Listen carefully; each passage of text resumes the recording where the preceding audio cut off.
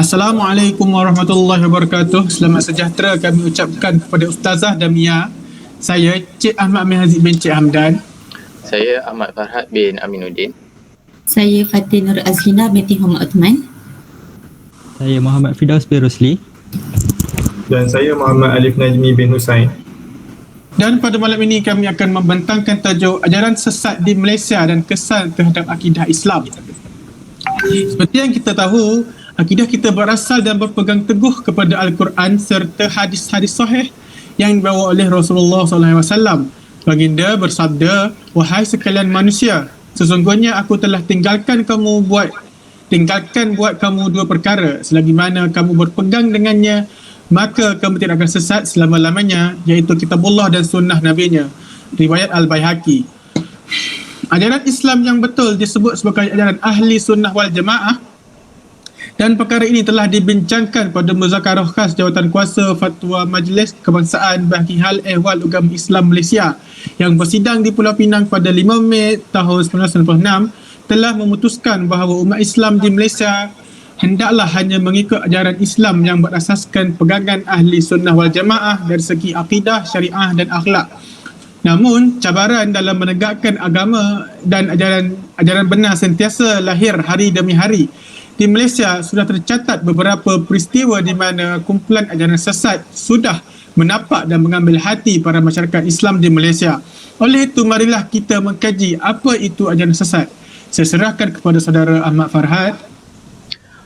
Okey, definisi ajaran sesat itu sendiri ditafsirkan melalui Kamus Dewan. Ajaran diterjemahkan ialah suatu petunjuk ataupun teori. Sesat pula ialah terpesong dari jalan yang benar. Oleh itu, ajaran sesat dapat ditafsirkan bahawa ianya adalah suatu ilmu yang diajar atau disebarkan secara sembunyi maupun secara meluas kepada orang lain yang mana ajarannya didapati menyimpang daripada kebenaran yang sebenar. Ajaran sesat dari sudut Islam terbagi kepada 3. Yang pertama, bentuk ajaran baru. Bentuk ajaran baru ini ialah kepercayaan dan fahaman tradisi moden. Ajaran ini dicipta mengikut fahaman mereka sendiri seperti ajaran sekularisme, kapitalisme, liberal dan sebagainya. Yang kedua, ajaran tarikat. Ajaran tarikat ini ajaran yang berselindung di sebalik ajaran tarikat dan tasawuf. Yang ketiga, bentuk ajaran melalui kepercayaan dan amalan tradisi yang berhubung kait dengan perkara-perkara yang mistik dan budaya hidup. Ianya hanyalah suatu hayalan, ada istiadat, ramalan, pantang larang dan sebagainya. Ajaran ini dikategorikan sebagai khurafat. Seterusnya. Okey, terima kasih saudara Ahmad Farhad. Seterusnya kita akan melihat kepada tajuk isu semasa ajaran sesat di Malaysia. Saya serahkan kepada saudari Fatin untuk mengulas lebih lanjut.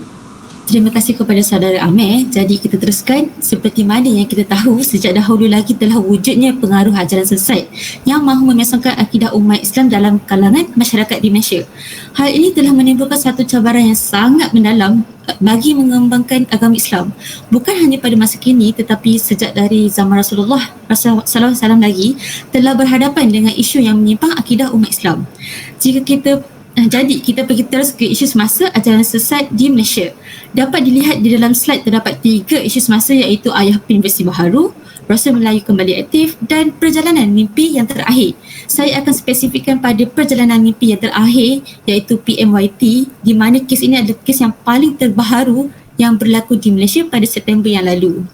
Perjalanan Mimpi yang Terakhir atau lebih dikenali sebagai PMYT yang diketuai oleh seorang wanita yang bernama Masitah Abdul Jalal atau lebih dikenali sebagai Sita An-Nur yang berusia 39 tahun. Selain daripada menyebarkan pelbagai dakwaan dan ramalan yang pelik dengan menggunakan platform media sosial seperti YouTube, Facebook dan Telegram, banyak lagi perkara yang dapat diperlihatkan bahawa ajarannya adalah sesat, seperti Sita An-Nur mendakwa bahawa dirinya telah beryakazah dengan malaikat dan berjumpa dengan Rasulullah SAW secara sedar. Dan dia juga mengetuai kumpulannya untuk mencari Imam Mahdi untuk menentang musuh dalam Perang Dunia yang Ketiga yang akan bermula di Sabah kelak. Siti Anwar juga mendakwa bahawa dirinya boleh berhubung terus dengan Allah Subhanahu Wa Taala, malaikat dan Rasulullah SAW, yang di mana dia yakin bahawa mimpinya adalah perjalanan yang terakhir diturunkan kepadanya sebagai petunjuk untuk umat Islam pada masa kini.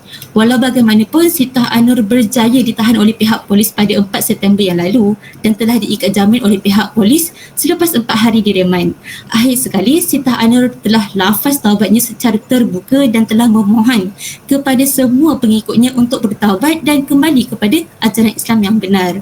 Akan tetapi, dia akan terus dipantau oleh pihak JAIS sekiranya dia melakukan perkara yang melanggarkan syariah Islam, dan tindakan penguatkuasaan akan dikenakan ke atasnya. Itu sahaja untuk isu semasa. Terima kasih. Okey, terima kasih Saudari Fatin. Seterusnya saya akan menerangkan jenis-jenis ajaran sesat yang ada di Malaysia. Yang pertama adalah ajaran Qadiani, iaitu yang ajaran yang diasaskan oleh Mirza Ghulam Ahmad, seorang tokoh kerohanian dari Qadian, India. Ajaran ini mula muncul di Malaysia sekitar tahun 1930-an dan penyebarnya yang pertama adalah Maulana Hussein Iyas.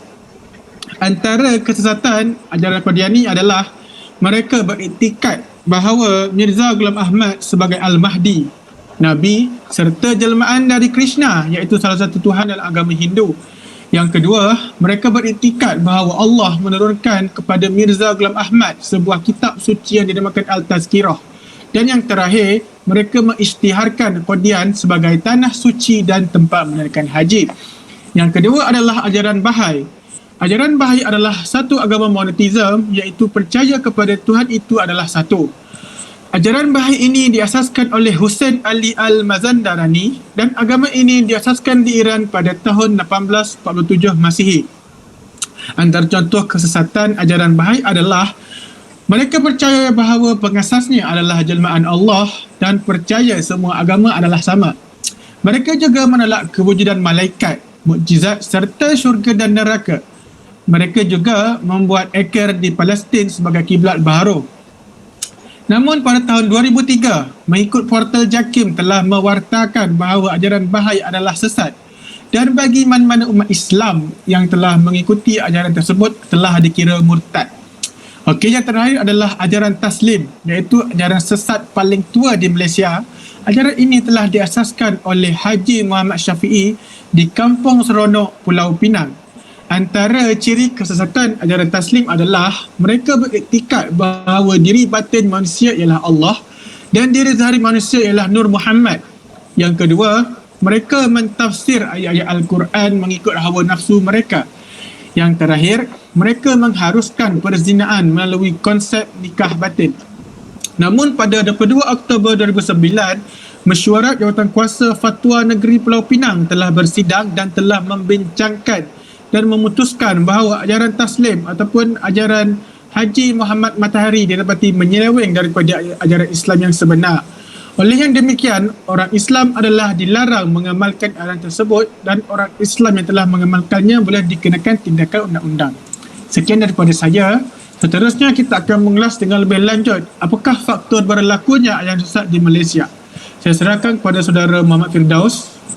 Terima kasih saudara Muhammad Amir. Tanpa sebarang faktor kemunculan ajaran sesat, ini tidak akan dapat menapak dan berkembang di Malaysia. Di sini kita boleh lihat 3 faktor utama penyebaran ajaran sesat di Malaysia. Yang pertama adalah kelemahan dalam peruntukan dan penguatkuasaan undang-undang. Hubungan yang lemah dalam peraturan dan perundangan penguasaan adalah faktor utama golongan sesat muncul di negara ini.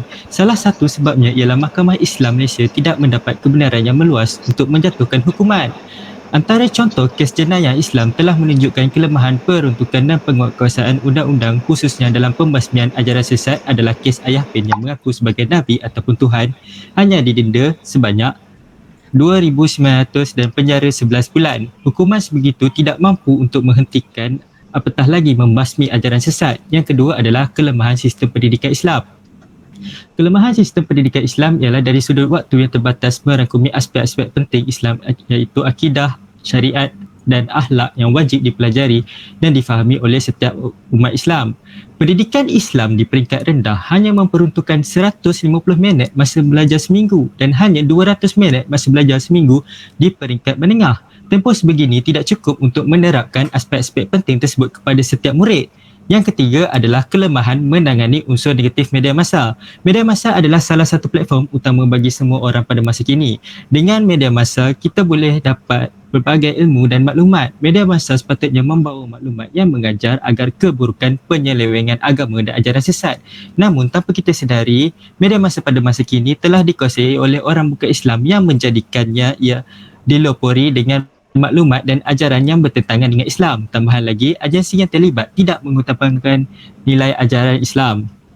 Justru, kita mestilah berhati-hati dan tidak terikut dengan budaya luar yang dipamerkan melalui media massa supaya unsur-unsur ajaran sesat tidak dapat disebarkan melalui media massa. Okey, itu sahaja daripada saya. Saya serahkan kepada Tuan Pengerusi Majlis. Okey, terima kasih Muhammad Firdaus. Seterusnya kita akan melihat kepada kesan terhadap pengaruh ajaran sesat. Saya serahkan poin ini kepada Saudara Alif Najmi. Silakan. Terdapat 3 jenis kesan terhadap pengaruh ajaran sesat. Pertama adalah kesan terhadap individu, kesan terhadap masyarakat dan kesan terhadap negara. Untuk kesan terhadap individu, ajaran sesat akan memberikan kesan yang buruk terhadap keislaman dan keimanan diri seseorang itu. Ajaran sesat dapat memberi ancaman yang cukup besar terhadap individu, masyarakat dan juga negara. Sesiapa yang terlibat dalam golongan ajaran sesat akan menyebabkan akidahnya terjejas. Hal ini akan menyebabkan seseorang itu terjerumus dalam kesyirikan, kekufuran dan murtad.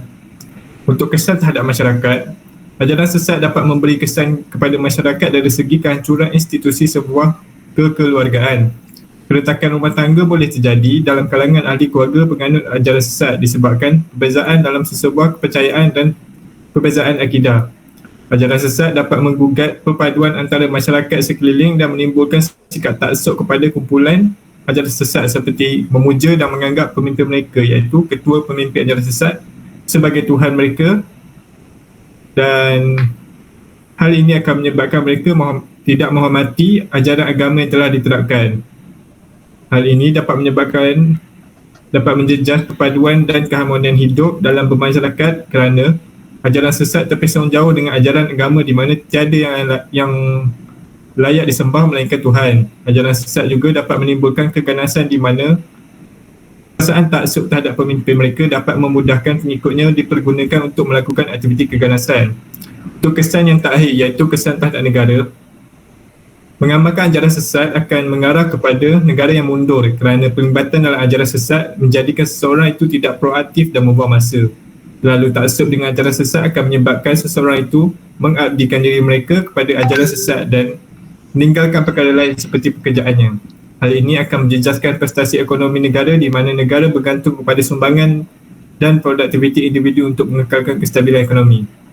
Ajaran sesat juga akan menyebabkan negara menjadi tidak stabil dari segi perpaduan dan keharmonian masyarakat. Hal ini akan menjejaskan kestabilan politik dan ekonomi negara. Kesannya, negara harus membelanjakan banyak masa dan perbelanjaan untuk mengekalkan kestabilan negara. Itu sahaja daripada kesan ajaran sesat. Okey, terima kasih Saudara Alif Najmi. Seterusnya kita akan melihat cara untuk kita menangani ajaran sesat ini. Oleh itu saya serahkan tajuk ini kepada Saudara Muhammad Firdaus. Silakan. Terima kasih Saudara Muhammad Amir Haziq. Menurut Dr. Khalifah Hussein Al-Asal, terdapat 3 cara berdakwah iaitu Al-Dakwah Bil-Hikmah yang membawa maksud berdakwahlah dengan hikmah kebijaksanaan. Ianya boleh diterangkan lagi seperti penggunaan kaedah dakwah ini perlu sesuai dengan sasaran, tepat, tempat, masa dan keadaan bagi memperoleh matlamat dan merealisasikan dakwah. Seterusnya, Al-Mau'idah Al-Hasanah yang bermaksud saranan atau peringatan pengajaran yang baik, iaitu dengan menggunakan cara saranan, dorongan, tunjuk ajar atau pengajaran yang berguna dan sehingga dapat menimbulkan kesedaran kepada seseorang sebagai satu kaedah dakwah. Manakala untuk al-mujadalah bi'allati hiya ahsan didefinisikan dengan maksud debat, dialog atau penyampaian dengan cara yang lebih baik iaitu perbahasan yang menentang atau mempertahankan pendapat atau pendirian dengan mengemukakan alasan atau hujah secara harmoni dan bertolak ansur. Tanggungjawab menghapuskan ajaran sesat terletak di setiap bahu umat Islam. Yang pertama adalah peranan individu. Peranan individu dalam mengenali, memahami, menghapuskan ajaran sesat ialah bermula dengan menuntut ilmu. Yang kedua adalah peranan keluarga. Setiap ahli keluarga, khususnya ibu bapa, perlu memainkan peranan berpandukan Al-Quran dan hadis untuk menanamkan bibit-bibit idea yang berteraskan akidah Islam, syariat dan akhlak kepada anak-anak. Dan yang ketiga adalah peranan status pendidikan. Status pendidikan yang berkualiti akan menghindarkan kita daripada terjebak dengan segala ancaman daripada ajaran sesat. Itu saja daripada saya serahkan kepada pengerusi majlis. Okey, dan itu habislah penerangan untuk tajuk ini. Oleh itu saya meminta Alif Najmi untuk membuat kesimpulan apa yang kami dapat daripada tajuk ini. Dipersilakan. Kesimpulan yang boleh dibuat adalah usaha yang kuat dan kukuh sangatlah diperlukan untuk membantas ajaran sesat di Malaysia. Perkara ini amatlah memerlukan kerjasama dari semua pihak, termasuklah pihak berkuasa, agensi persekutuan, orang awam, ahli politik dan kerajaan negeri agar dapat bersama meletakkan agenda membantah ajaran sesat dalam masyarakat kita sebagai perkara yang utama pada masa kini. Hal ini disebabkan di dalam ajaran Islam iaitu amal ma'ruf nahi munkar menuntut sumbangan dari semua pihak dan perlu dilihat secara menyeluruh. Sebagai seorang individu Muslim, ini juga adalah peranan yang penting dalam melaksanakan tanggungjawab hidup masyarakat. Itu sahaja kesimpulan daripada saya. Terima kasih. Dengan itu habislah perbincangan kami untuk malam ini. Sekian, terima kasih.